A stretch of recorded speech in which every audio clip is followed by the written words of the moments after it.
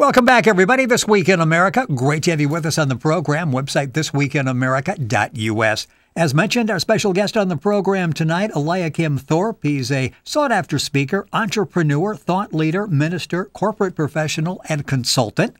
Eliakim, welcome to the program. It's great to have you with us.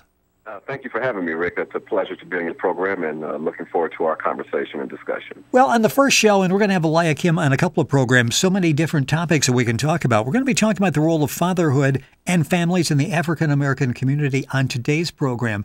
To get a better feel for that issue, where Eliakim came from, let's go back and talk about your childhood. A large family, 7 children.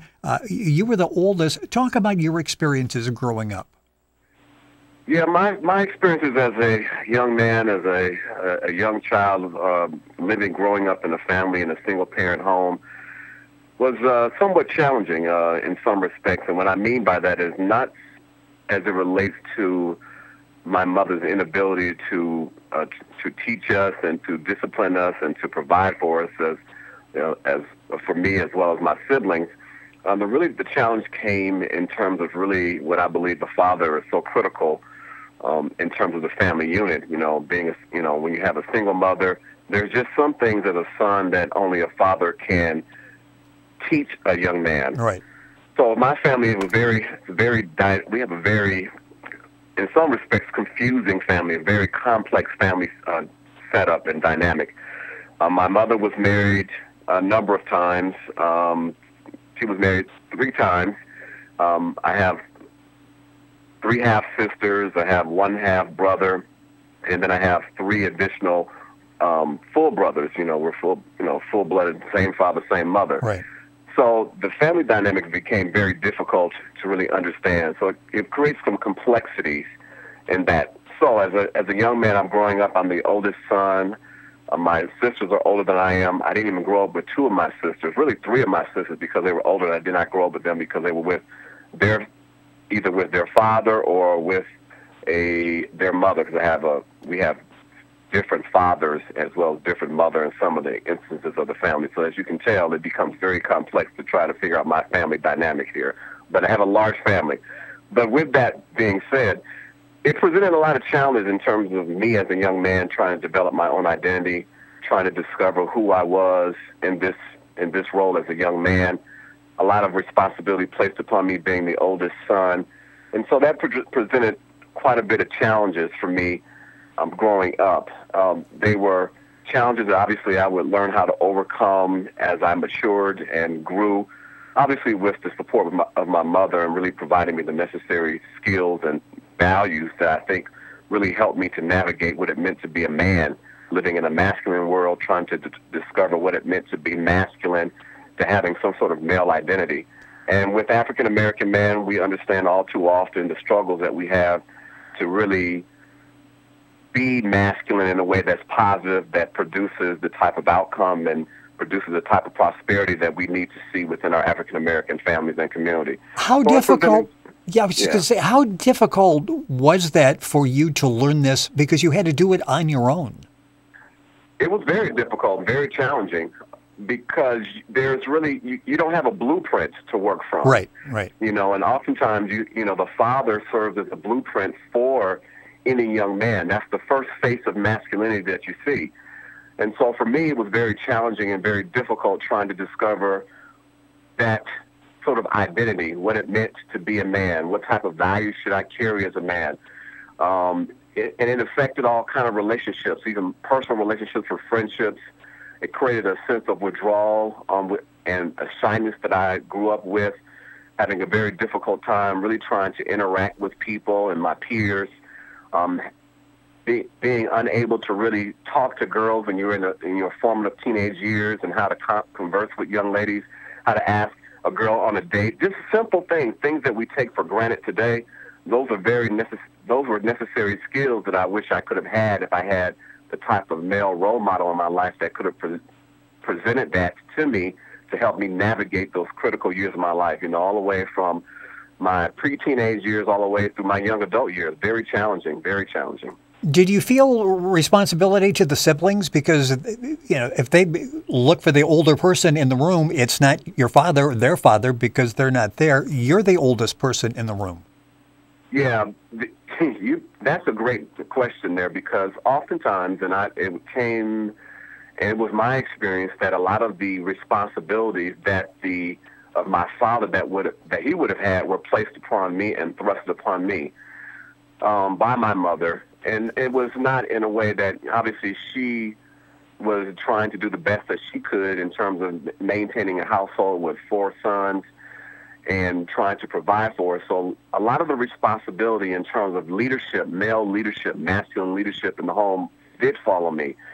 And oftentimes I found myself really burdened with that because of the tremendous responsibility that comes along with that. And obviously you understand, and most of us understand, that as a teenager with that type of responsibility, that's a lot to thrust on a young man because he hasn't not yet grown emotionally mature, psychologically mature, and then he's still developing physically and trying to discover what all this means and trying to be able to function as a young man. So when you have those type of responsibilities, it becomes overwhelming at times, and it was overwhelming for me at times. Eliakim Thorpe is our guest on the program. His website is eliakimthorpespeaks.com. Eliakim is Eliakim. Thorpe is Thorpe. Eliakimthorpespeaks.com. Of course, you can link onto our website, thisweekinamerica.us, and go directly to his website. In talking about that, the father was gone, but mother sort of held the house together too. She was a very strong woman, wasn't she? Yes, my mother is a very strong lady, and I'm very grateful for the type of structure that she provided in our home, the type of a lifestyle. By no means did I grow up in an impoverished type of lifestyle. My mother did very well in corporate America. She was able to provide for us, give us the necessary tools to help us grow into mature as young men, independent men who valued themselves, stayed out of trouble with the justice system, valued education. So she taught us a tremendous amount of values that were very important and principles I even live by today. So my mother was very structured. She was very demanding at the same time because she understood that in some respects she had to take on a dual role. She had to be the mother that also nurtured, and at the same time she had to play the role of a father to son to help them understand how to channel our masculine testosterone type of energy. And so she did a very great job. I have no complaints to this day. All of us are successful. We are, we're not on drugs. We have not been incarcerated. We're successful in our own way. And I think she's done a tremendous job. That's the best testament to what a parent is able to do, is to look at your children and say, how are they living today? And I can say that we're living fairly well. Who were your role models growing up? Well, obviously my mother, and I will say that later on, as in my early preteen years, she did end up marrying again my stepfather, who's been essentially has played the role of my father for more than 30 years. And so when I look at my role models, I will say my mother was obviously a role model, and my stepfather, who I consider my dad, was a role model to me because he showed a sense of love and duty, which was very important to me, a sense of loyalty even after they divorced, to myself and to my brothers when he didn't have to. And so that to me really showed, gave me a great principle by which to live by, which was the principle of resiliency, being able to still be involved in a way to help nurture us as young men, to help teach us how to become men, to show us the necessary attributes that every man should carry. And so they were both by far the most important people in my life. And then I had one teacher, I can't remember the name of the teacher, but I took a class in my freshman year in high school, a teacher that was very instrumental, and it was a self-esteem class that I had taken. And I remember during that period of time that I was very much struggling with my self-esteem, had very serious issues when in terms of identity. Not only my emotional identity, but also my physical identity. Had a very difficult time really accepting who I was and the uniqueness by which I was created.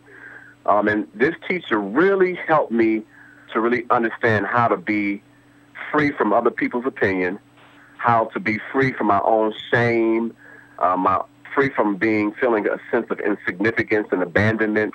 Because obviously when you're a child and you're dealing with those emotions, you're not quite sure what those emotions are. But as I got older and wiser, I understood that the struggles that I dealt with were really being suffocated by this whole thing as it related to guilt, to shame, abandonment, why my parents weren't together, why my biological father was not involved, why I never knew anything about him. There was never any conversation.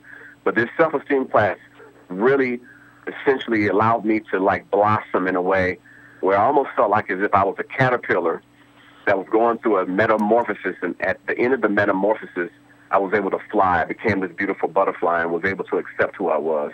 Eliakim Thorpe is our guest on This Week in America. Our website, thisweekinamerica.us. The website for our guest, Eliakim Thorpe, is very simple, eliakimthorpespeaks.com. You can link on directly by going to our website, thisweekinamerica.us. And obviously that childhood, that growing up, inspired you to be a better father, to be a better husband, and to give back something to the African American community. Let's talk about the role of families in the community. In fact, you talked recently about Bill Cosby and the irreparable harm that he's done to the black community. Yes. Talk about that. Yeah, one of my role models, I will have to say, is that one of the things that, as I was growing up, one of the role models that for me was the Bill Cosby, and specifically the Bill Cosby Show. And obviously, we understand in terms of the national news that has come out the past few months about the story of Bill Cosby and the number of sexual assaults that have been levied against him by women all over the country. And as I was evaluating that story and really looking at that story and assessing my own thoughts about the story, I was concerned about sort of the message that Cosby presented to us, and yet his image was different than his message. Yes.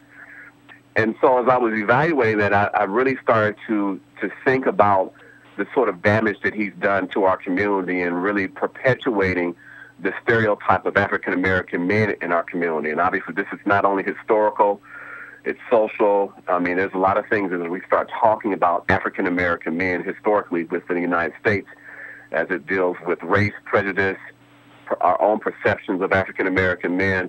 I was disturbed by it because what it did to me, for me, was it reinforced the negative image of African-American men. And it puts us in a position where we're all viewed according to that particular perception and image that has lasted for hundreds of years. So I was very disturbed by it and had to really evaluate that and know that that perpetuating cycle of that African-American image, it distorts not only our own personality, but it also distorts the view of white America and American in general in terms of what an African-American man really is. And for me, as I view an African-American man, because it's my experience, I don't see myself, nor do I see a number of African-American men being who Bill Cosby has developed himself to be. There are many African-American men that do wonderful things in our community. And for me, what it did was it reinvigorated me to make sure that I understood the importance of my role in my community as well as my role in society. And so I take much pride in being a father and trying to give back in a way not only to my wife and my children, but being able to serve as a positive role model that the African-American experience is not monolithic, meaning that we are not what the perception of America is, or even our own perceptions that we have internally, but that we are a diverse group of people with diverse experiences and have the ability to attain greatness, and that we no longer have to be bound by a specific view of us that does not really speak to who we are as African-American men. I'm talking with Eliakim Thorpe. His website is eliakimthorpespeaks.com. He's a sought-after speaker, entrepreneur, thought leader, minister, corporate professional, consultant. You'll get information on his website. He conducts workshops, speaking engagements, coaching, consulting. A lot to offer. He is training in IT, and we'll have him back, and we'll be talking about several other topics. We've mentioned greatness a number of times here, and he's the creator of Thriving Organization, a new philosophy to transform organizations, and I'm looking forward to having you back to talk about that. Something you do talk about is navigating the negative identity images as an African-American male, and you offer steps on how to embrace your uniqueness. A couple minutes left in the program. Let's talk about that. What tips do you give to really embrace who you are? The first thing we have to understand is that we have to, as an African-American man, we have to be able to rise above the box that we've been created in. And when I say that, I'm saying that in reference in terms of how we develop and who we really are.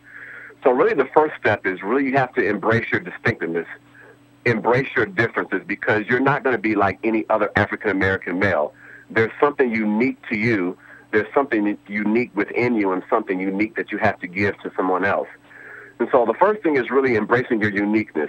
Number two, you have to be able to say, I want to be great, that you want to pursue greatness, because greatness is the best way for us to really bring our community to a different standard and to a different level, not only personally, but also with our community, professionally, spiritually.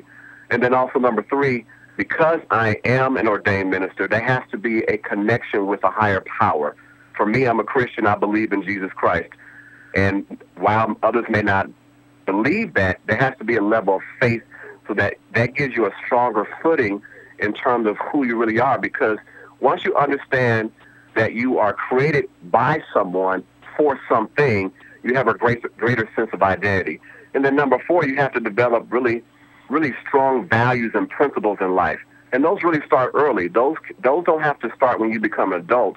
Those values and principles can begin as early as possible, as well as when you become conscious of the importance of having or living by a specific principle or value in your life. Are we making progress? You know, you look and you think, okay, yes, we are. And then something happens and it seems like, okay, we've just gone back at least a couple of steps here. Are we making progress? You have, I think you said five children entering the world, a couple that are in the world, the others are in school and will be out in the real world here shortly. Are we making progress? I think by that hesitation, you're telling me maybe not. Maybe not. It's a complex answer. My initial thought is there has been some progress, but not enough progress. And what I mean by that is that there needs to be more of us as men, whether we're African American or whatever. And specifically, I'll talk to the African American experience. There is a lot of data out there where there's obviously an epidemic of single-parent homes, and obviously my situation and my circumstance and what I came from is no different than probably a lot of other people. Maybe people have different experiences, and maybe living in a single-parent home presented different challenges. But in essence, we grew up in a single-parent home. And we understand there's a lot of single-parent homes in today, and it continues to proliferate through our community, which really affects not only our community from the perspective of an institution of the family and the importance of family, but then it also starts to distort the personality. It starts to affect the soul of an individual that then manifests itself and produces the byproduct of poverty, violence, anger, addictions in our community. And so when I start to look at my community, and I've seen communities and all over the country, the look of the community is the same: a sense of hopelessness, a sense of shame, a sense of frustration and disappointment. That look is the same. And I always boil it down because I believe men were created to be leaders, to be change agents. That the reason why the African American community has not yet taken off and has not achieved what it's intended to achieve and it's designed to do is because many of us men have not taken on the role and the responsibility of becoming the African American male leaders that we need to become. First of all, with ourselves, where transformation occurs within us first, then we're able to transform our families, and then we're able to transform our community. Until that occurs, and until we see our communities change, no, we still have a lot of work to do, a tremendous amount of work to do. Interesting discussion. Our guest on the program, Eliakim Thorpe. His website is eliakimthorpespeaks.com. Eliakim is Eliakim. Thorpe is T.H.R.I.V.I.N.G. And the website again, eliakimthorpespeaks.com. You can log on to our website, thisweekinamerica.us, and go directly to the website to get all the information. Again, with workshops, speaking engagements, coaching, consulting, a lot to talk about. I mentioned greatness. That's something that you talk about quite extensively all around the country, and we'll talk about the next time you're on the program. Thank you for being with us. I really enjoyed having you on the program and look forward to having you back with us. Well, thank you again, Rick. I appreciate it, and I'm looking forward to us continuing our discussion. Looking forward to it as well. Eliakim Thorpe, our guest on This Week in America. All the information, of course, available at our website, thisweekinamerica.us.